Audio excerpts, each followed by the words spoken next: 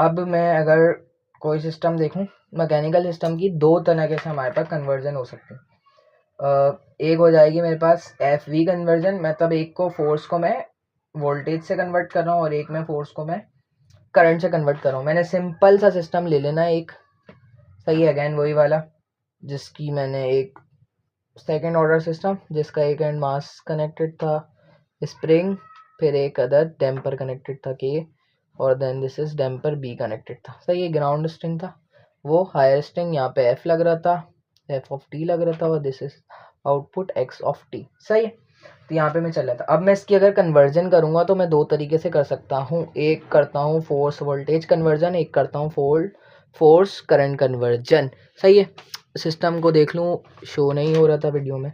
तो यहाँ पे मेरे पास एक है हायर स्ट्रिंग जो इनपुट स्ट्रिंग है, हाई पोटेंशियल और लो पोटेंशियल ग्राउंड। सही है, इसकी मैं दो तरह से कन्वर्जन कर सकता हूँ। एक फोर्स वोल्टेज, मतलब इस मैकेनिकल सिस्टम का इलेक्ट्रिकली इक्विवेलेंट बनाना है मैंने। सही है, इन सिस्टम की चीज़ों को रिप्लेस करना है। तो फोर्स वोल्टेज, जब फोर्स को वोल्टेज से रिप्लेस करते हैं तब क्या होता है, जब फोर्स को करंट से रिप्लेस करते हैं तब किस तरीके से बनाते हैं।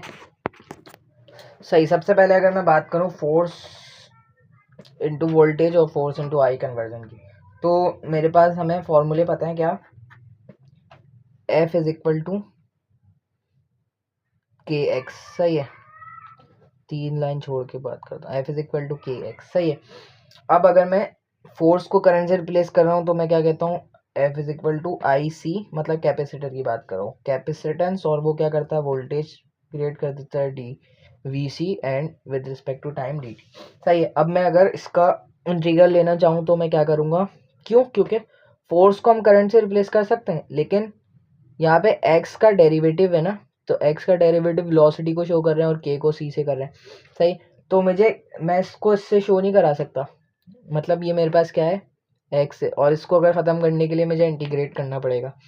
नाउ अब मैं क्या करता हूँ, आई अपॉन सी, सही है, और D V C upon D T integrate कर देता हूँ इसको। तो यहाँ से मेरे पास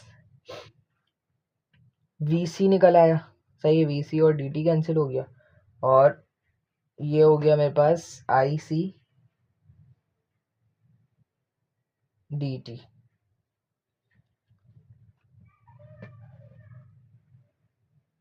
और ये हो गया मेरे पास आई डी टी, देन आ गया मेरे पास सी। सही है, मैं बात कर रहा हूँ फोर्स वोल्टेज की ना।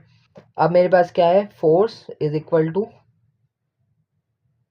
X D T into K, I के साथ सी था, आई के साथ सी आ गया, डिवाइड में सी, और यहाँ से आई के साथ सी था तो डिवाइड में वन अपॉन सी हो गया। मैं इसको सिंपल सा ऐसे लिखता हूँ, आई एक्स डी टी, सही है, one upon C into V C, मतलब मैंने इसको इंटीग्रेट कर दिया, आई सी को ऐसे ही रखा, यहाँ पे इंटीग्रल आ गया ना, तो ये आई के साथ इंटीग्रेट आ गया sine D T, four integral का ये एक टर्म आ गई, वन अपॉन सी मैंने इसको ऐसे लिख दिया, और वोल्टेज को मैंने इंटीग्रेट से ये डेरिवेटिव कैंसिल हो गया तो वी सी बच गया।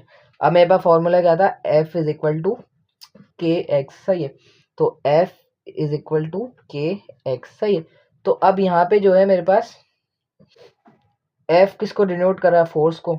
सही है, और के किसको डिनोट कर रहा है मेरे पास, वन अपॉन सी को। सही है, वन अपॉन सी को। तो यहाँ से मेरे पास एफ वी सिस्टम के अंदर सिंपल सा मैं बताना चाह रहा हूँ कि एफ को मैं वोल्टेज से रिप्लेस कर देता हूँ और के को रिप्लेस कर देता हूँ वन अपॉन सी से, वन अपॉन सी से। सही है,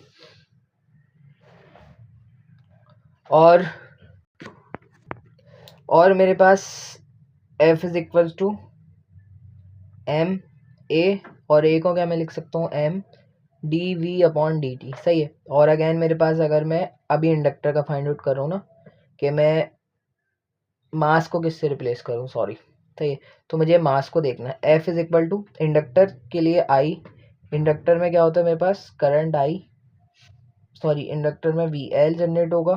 सही है, उसकी इंडक्टेंस, और then D I L for inductor का current and D upon D T. सही है, ये आ गया मेरे पास। अब मेरे पास F is equal to M है ना, तो फोर्स को मैंने वोल्टेज से रिप्लेस कर दिया, this is force voltage conversion देख रहा हूँ ना अभी मैं। फोर्स वोल्टेज कन्वर्जन देख रहा हूँ, सही है।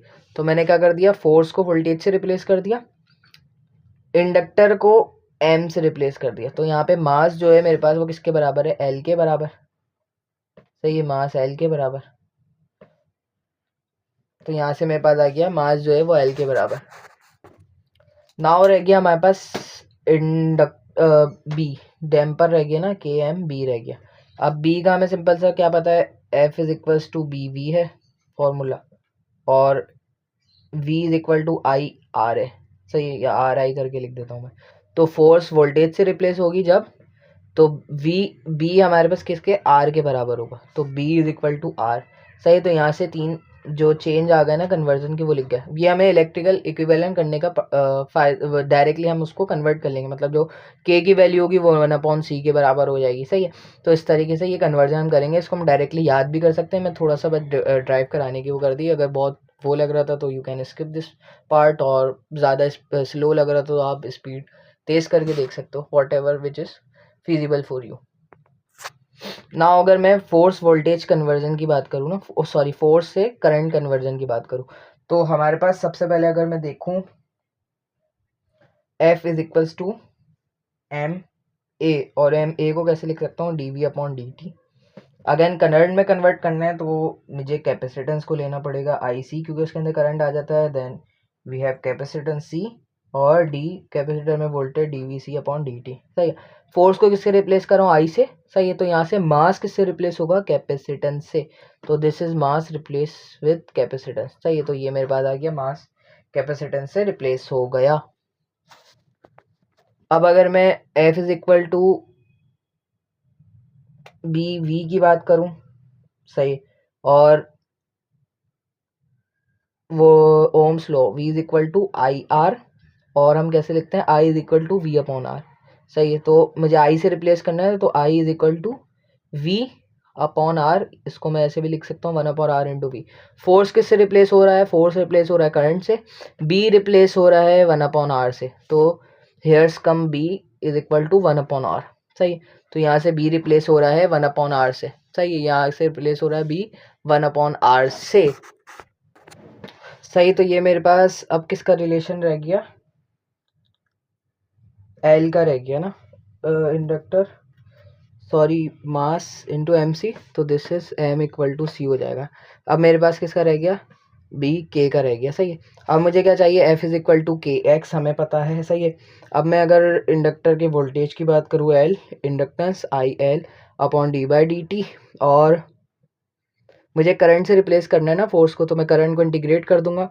तो करंट को मैंने इधर ला के इंटीग्रेट कर दिया, डी बाई टी आई, और ये हो गया मेरे पास 1/L हो गया, वी के साथ बैठ गया ना, या वी एल हो गया। अब मैं क्या पे क्या, करंट से इंटीग्रेट कैंसिल हो गया, तो ये आई बच गया 1/L, और ये वी एल डी टी हो गया, सही है। अब यहाँ पे मेरे पास एफ इज इक्वल टू के एक्स था, शो हो रहा है ये,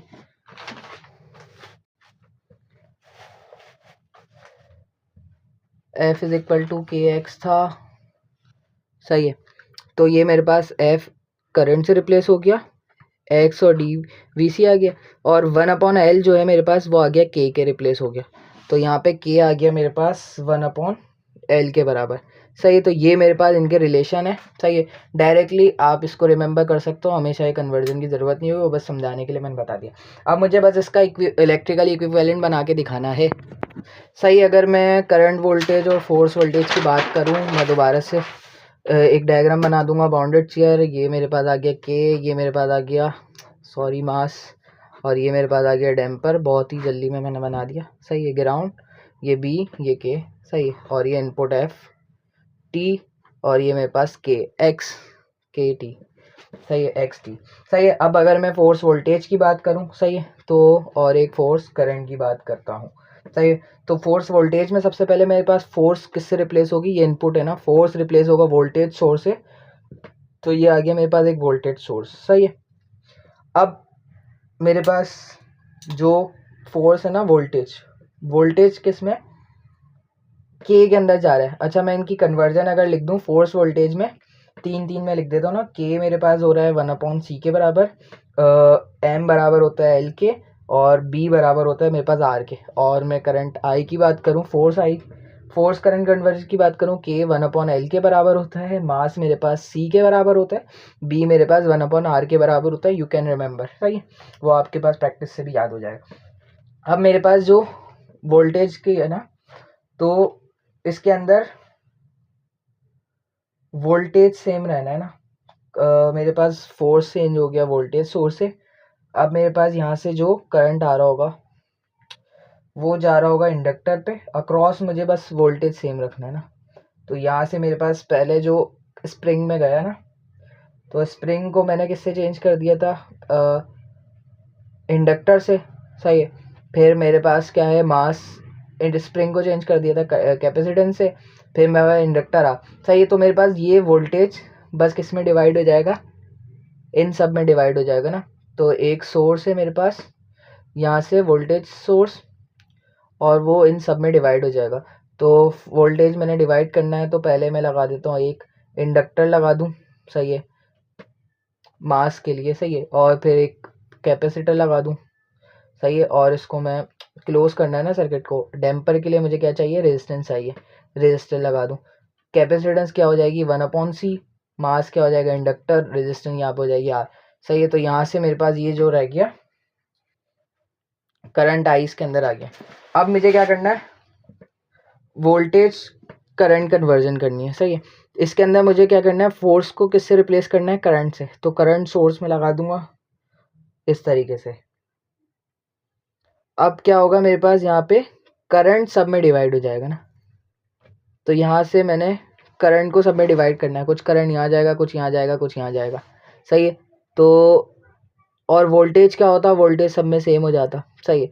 तो अब मुझे क्या करना है, यहाँ से फोर्स आई, सब में करंट डिवाइड हो जाएगा, तो सबके पाथ अलग अलग हो जाएंगे, सिंपल सा हमें ये बात पता चल गई। तो ये इंडक्टर, ये कैपेसिटेंस, और एक हमारे पास क्या था, ये इंडक्टर, ये रेजिस्टर, और ये कैपेसिटर, सही है, ये आ गया। रेजिस्टर्स का क्या हो जाएगा, 1/R, कैपेसिटर का क्या हो जाएगा, 1/L इंडक्टर का, और रेजिस्टर का 1/R हो जाएगा। तो ये मेरे पास आ गया करंट कन्वर्जन, सही है, फोर्स इंटू करंट कन्वर्जन आ गई, सही है। इसमें क्या करा है मैंने, बस इसके करंट अलग अलग हो जाएंगे ना, कि आई इसमें से गया I1, इसमें से गया I2, इसमें से गया I3, तो यहाँ पे मेरे पास एक करंट कन्वर्जन हो गया, सही है। So that's all for this video. अल्लाह हाफिज़।